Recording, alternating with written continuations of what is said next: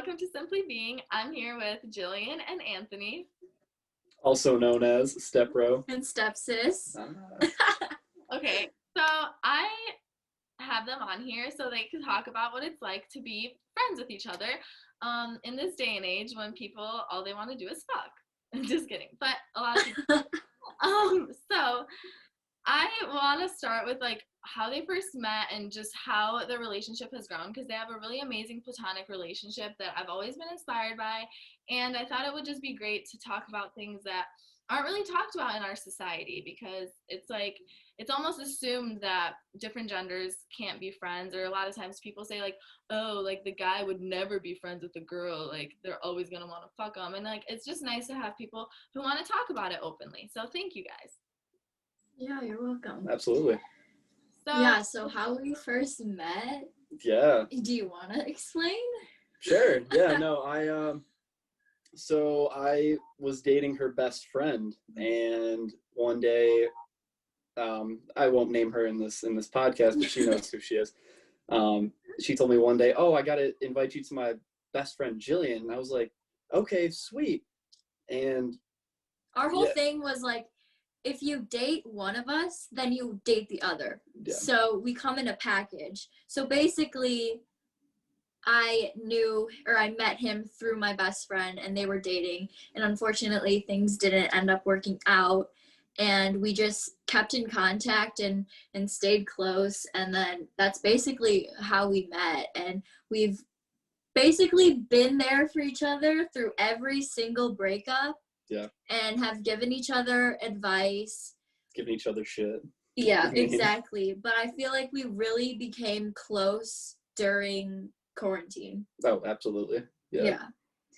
And that's when I first brought him over to my house, which was super scary to me because I had just gotten out of a really bad relationship, and I had brought him home to my family, and they ended up hating him. So they were like, you can never bring another boy home ever again. You always pick the wrong ones.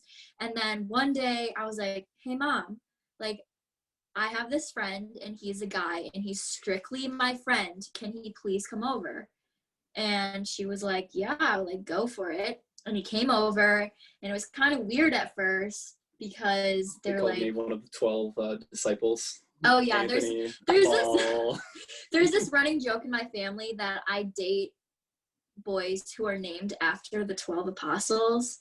So his name is Anthony, and they're like, "Oh, great, like another apostle." Another one. But yeah, it was pretty funny at first.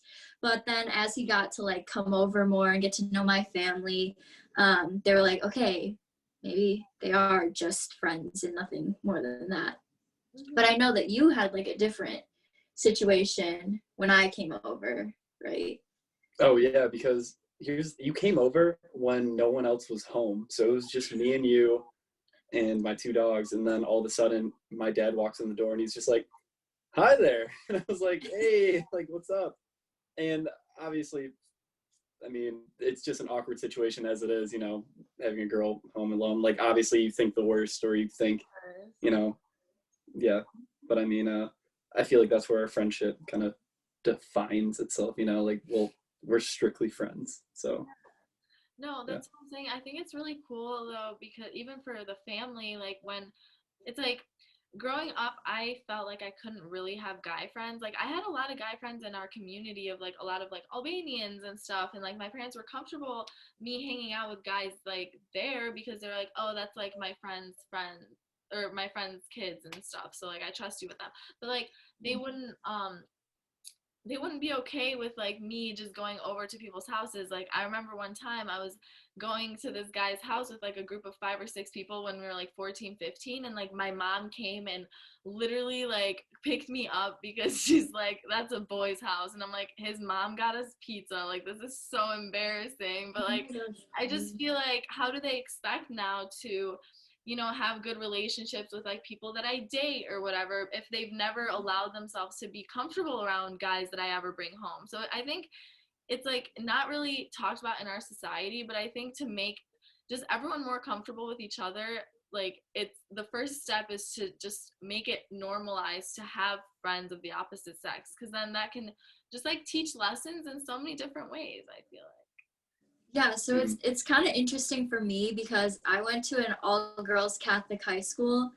So like I never really saw boys at all. And I feel like that's part of the reason why I'm so boy crazy. I remember like when I went to college, I was sitting in a class with like guys and girls, and I was like, wait, I don't know how to act, or like I feel so shy to like speak up or something.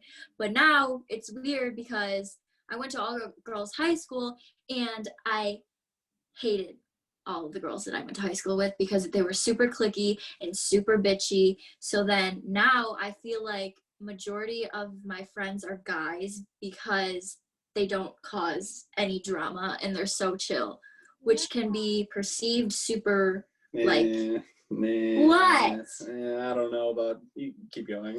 No. We'll talk about that later on. Okay, well, like that makes it seem like I'm super boy crazy because I have so many guy friends, but it's just because like I don't know, I just like gravitate and like fit in better with guys. I don't know, like No, I actually agree with you. Yeah, I get it. Yeah. I think the first time that it really pissed me off was like when someone I was in a relationship with told me it was a red flag that I said, I don't even know. Sorry about that. That was actually funny. I was just about to tell you guys, like I can see you guys, but a little bit of your forehead is cropped, so that's actually good. Oh, is that good? Okay, perfect. Sorry. No, but what were we saying? I think we were talking about how it was a red flag. Oh yeah. Relationship. Yeah. Okay. How yeah. And that was the first time it bothered me because I'm like, no, I actually, now that I think about it, I feel like I have more, like the relationships I have with girls are much stronger and like, I mean, in a way, it's just, I'm definitely more vulnerable in a lot of ways with my girlfriends and like all of that. But I do have some relationships with my guy friends that are just as special and like they're actually really authentic. And I feel like a lot of people, when they say it's a red flag, I'm like, no, it doesn't mean that like I don't like girls. A lot of times I have had traumatic experiences with girls like growing up because yeah, girls can be mean. But with guys, it's not that like, oh, I'm just friends with guys to flirt with them. Like the guys that I'm friends with, like I'm actually friends with, and like I enjoy our friendship. It's not. I don't know. I feel like it's kind of weird that we literally like aliens, in my opinion, exist. Yet we're out here thinking that boys and girls can't be friends. Like it's just like our society is moving so fast in so many directions, and then in other ways we're like stuck at level 0. So yeah, but good point. Okay, anyways, okay, so there's 2 ways I can go about this.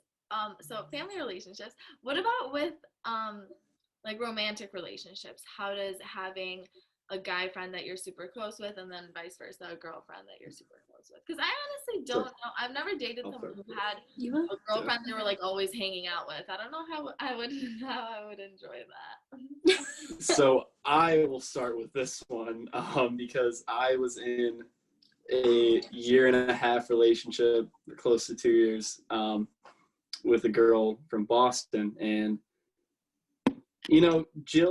me and Jill didn't really talk during that period just because I didn't really know how she would react to it. I was kind of scared in a sense because to me, it did kind of raise a red flag. I was like, will she trust her? But I eventually told her about her, and we had slight problems here and there. I was blocked on Instagram for 1.5 years, guys. Like closer to a year. I did not hear from Anthony at all when he was dating this girl. So yeah, it was just really hard to try and convince her that like we're just really good friends. I mean, we met up at a bar one time, even with mine and her close friends, and it was really relaxed and chill. Everyone knew what our intentions were with each other. Like we were just there to have fun. Like why does everyone need to go to like the opposite end of the spectrum and think just like, oh, they're probably gonna hook up or whatever, you know. It's ridiculous. Mm-hmm. But now she's in a relationship, and yeah, how's that going? Yeah, so at first it was very like I never knew when it was the right time to bring up that my best friend was a guy. And so I think like I've casually thrown into conversation like, oh, my one friend, oh, my one friend. And then he was like, can you just tell me your friend's name so I like know who you're talking about? And I was like, okay, well, my best friend, his name is Anthony, and he is a dude. And he was kind of like taken aback at first. And I was like, I know that sounds weird, but nothing has ever happened to us ever. We're strictly friends and nothing will ever happen to us ever. And I actually hate that I have to explain myself after I say, oh, Anthony's my best friend. But you know, like I had to.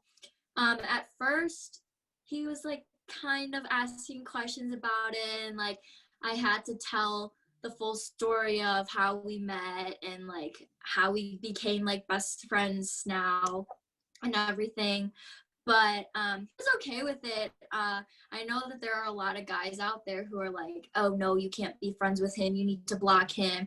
And I was lucky enough to have someone who is super not controlling, because I've been in controlling relationships before. So he was like, yeah, if he's your friend, he's your friend. Like let's all hang out, let's see what it's like to like be all together. And it was totally fine. Like I know the day that I think he was finally okay with it was New Year's, because we all were out together, like our whole friend group. And this was one of the first times that I had brought him around everyone. Anthony, in the middle of the New Year's party, 1 a.m.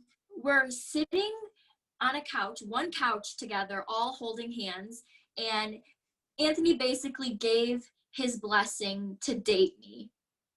And it was this whole emotional roller coaster. My boyfriend was literally crying. Like, guys don't really cry, but like my boyfriend is super emotional and he's not afraid to like show his feelings or anything, which is like super cute and I find like super attractive. And he had just met all of my friends and this man is literally crying in the middle of a party. I'm like, he's the one.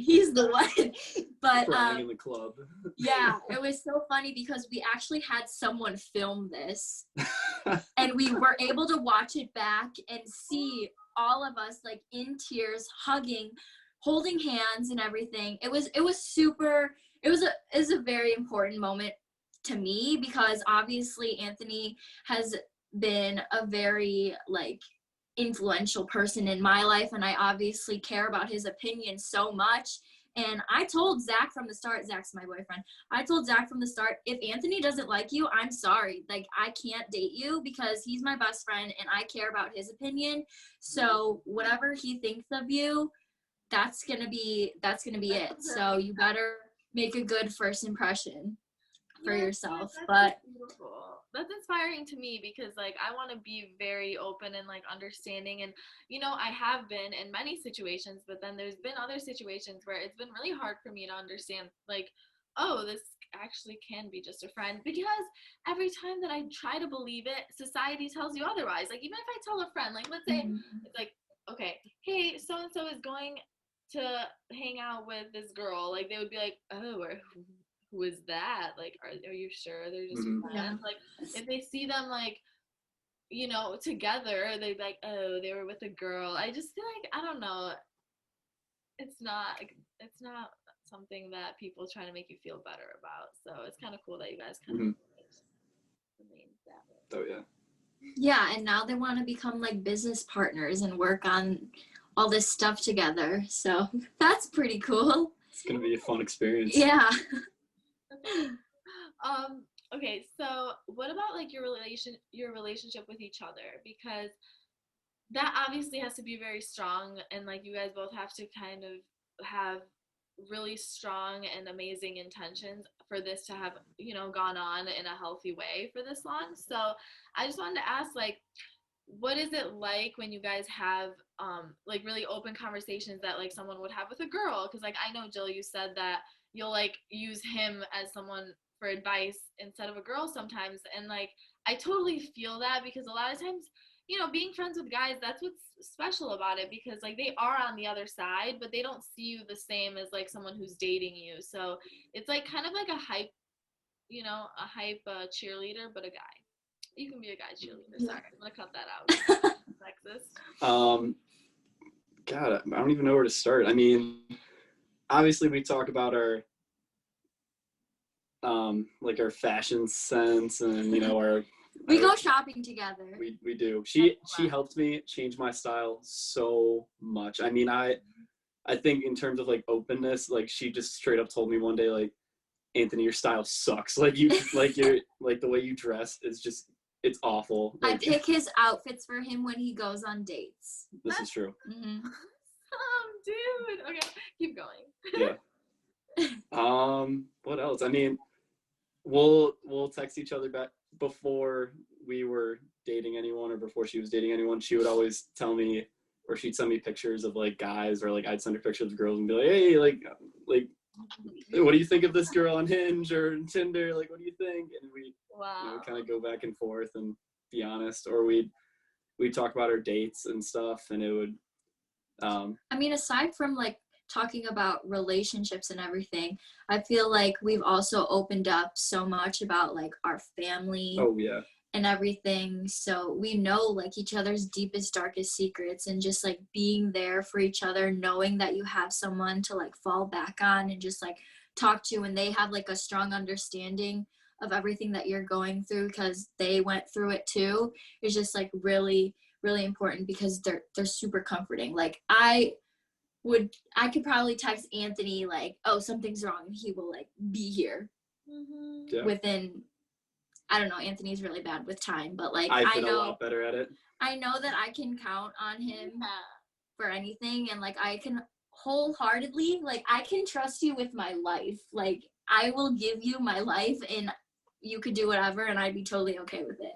Oh, you're so amazing. That warms my heart, dude. It's just because like I've had the thought of like, it's like I said this to you guys on the phone, like you will not, you know, end up with, or like even just be compatible with, you know, in terms of relationship with everyone you meet. But it sucks that like for me, it's like, okay, you meet a guy that's really cool, and automatically in your head you have to think like, oh, do I need to like you know, want them further, or should I just cut things off? Like that's what a single person's mindset a lot of times is, and that's really, I don't know, it's sad, because then it's kind of like, okay, everything is temporary then, because it's like every guy you meet, it's gonna end, or you end up like marrying them or whatever you end up doing. But it's like, you know, why can't there be that in between?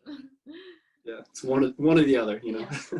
I think one instance in particular that brought me closer to him, or maybe not necessarily brought me closer, but I knew that he was going to be there for me always, and like I was going to be there for him, was one day he had texted me at like 4 a.m. because he was like stressed out with school, or like I don't even know who you were dating at the time, probably stressed out about a relationship. It was still Boston girl. Okay. Yeah. And so he texted me this long paragraph about how he's stressed and whatnot, and I hear my ringer go off, and I immediately text him back, and I forgot what I said, but obviously I was like, oh, well, like, I'm here if you need anything, obviously, and I forget what I said, but then he texts me back and he goes, why are you awake? And I'm like, 4 a.m. crisis calls are a thing, and I would be so upset if someone was not answering my phone at 4 a.m. when I was so stressed out to the point of tears. So honestly, he's known for being up at all hours of the night. Like literally last night, I just had a nightmare, and it was like 2 a.m. I shot up. I was so like shooken up, and my heart was beating so fast. And I texted him, and I was like, I just had a nightmare, blah, blah, blah. And he was like, well, do you want to talk about it? Are you okay? And we talked about it, and I was like, oh, it's just like nice to know that he's like gonna be there and like respond to me, and like, you know. So yeah, thanks for helping me out at 2 a.m. this morning. No problem. Anytime. He's like, I'll be up anyway. Yeah, I know, right? Dude, yeah, I'm a night owl for sure. I want to start sleeping earlier, but I just can never get it. But It'll never happen. you guys have so any hard. like last words that you would like to say as like advice or like, anything about this topic or anything else? Like I always like to ask because a lot of times, I like to talk, so I don't want to miss anything you wanted to say. Well, there is one thing I want to talk about. Okay. Oh, jeez. So I love how we saved this for the end, but there's something that Jill and I started, or stepsis and I started, a while ago called the Book of Hoes, and it is just I'd say a remembrance of all of the hookups and experiences that we've had that goes hand in hand with the openness that we have with each other on certain topics. And I don't think people understand like to the full extent about how open we get with each other when talking about like relationships or sexual experiences. Like if you're going to tell me the story, I want to know every single detail there is. So why are you looking at me when you say that? I don't know.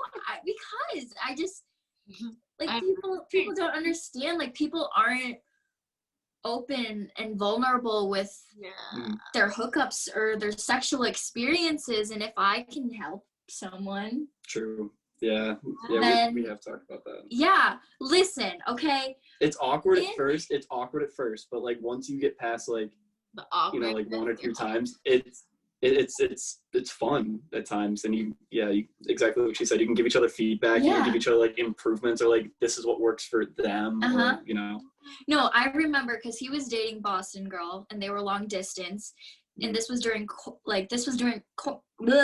quarantine. So he texted me and he goes, yeah, so I need some advice. I need to know how to spice up the relationship because obviously we're long distance and I'm not satisfied like sexually. So what do I need to do in order for this relationship to work, in order for me to become satisfied, basically? So I was like, FaceTime sex, buy her a vibrator, buy her some lingerie, take some pictures for her, and do the whole thing. Did it work? It did, yeah. I will admit that it did. Yeah. Like that's how open we are with each other, like giving each other advice like that and stuff. Yeah. Which is no, keep going. I just no, I was just say it's like pretty crazy because I just like can't imagine someone else like being that open with the opposite gender. I just feel like we're so open that people think it's so weird. We're definitely unique to have. We are very unique, yeah. Yeah. Well, I don't know any other people.